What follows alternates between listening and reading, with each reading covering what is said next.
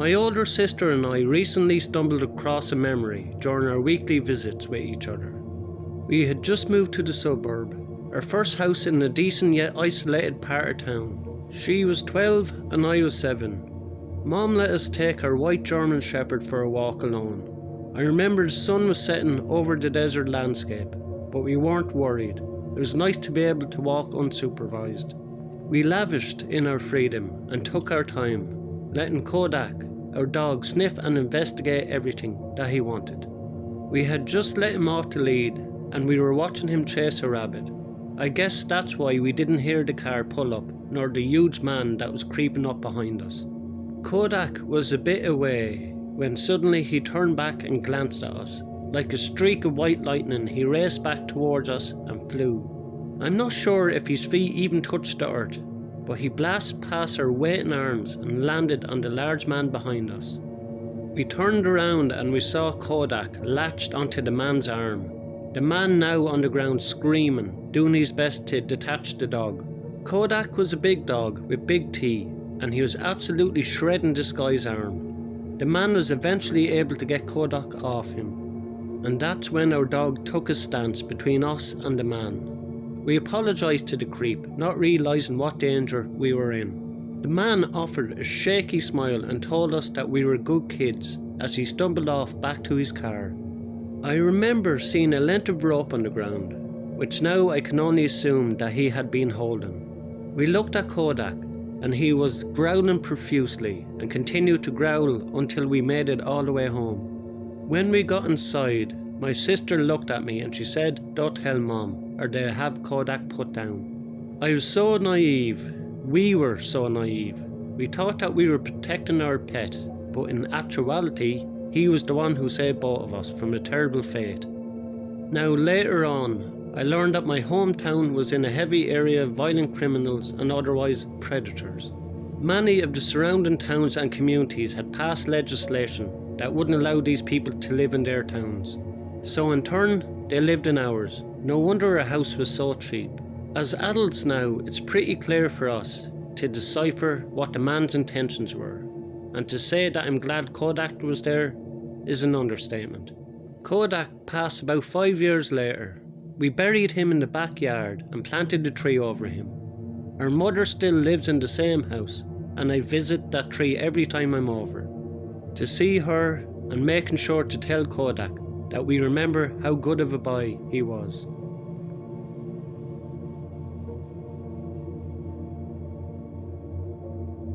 I'll be 45 in August, and this story happened back when I was 19. I find it as a testament to listening to the hairs on the back of your neck. My girlfriend and I were months away from being parents for the first time. We were both working jobs. I worked in retail as a key holder, and she was working as an assistant manager at some place on the local strip mall. After my shift one day, I took the deposit bag, wrapped it up in my work clothes, put all of that in a bag, and I went to walk the 5 or so minutes to my girlfriend's job. Just before my hand hit the door to the mall, a man came up to me and asked if I could help him start his car, and that he needed to get to work but he couldn't figure it out on his own. Now growing up, my family had all cars like that, so my first thought was that damn air intake.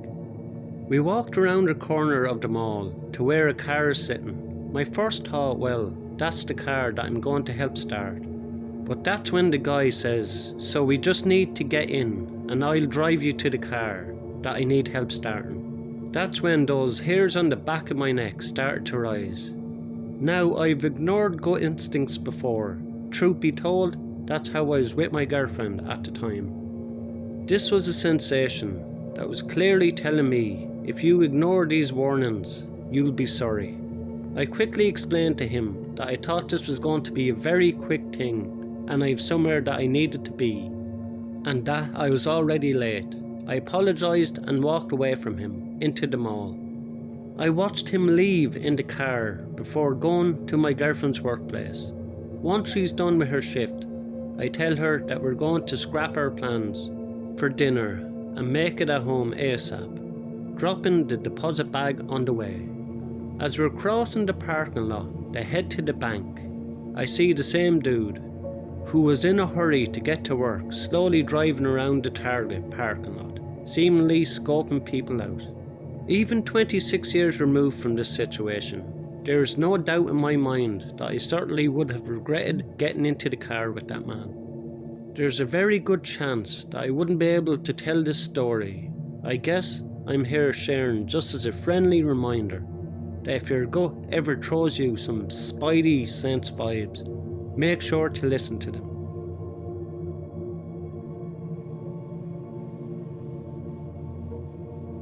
This happened 2 nights ago, and I haven't been to sleep since, thinking that this guy's coming back for me. I've spoken to the police already, and they sent a car out to do a patrol, but nothing else has happened, which I am thankful for. I don't know if I'm overreacting to this situation, but it's really freaked me out.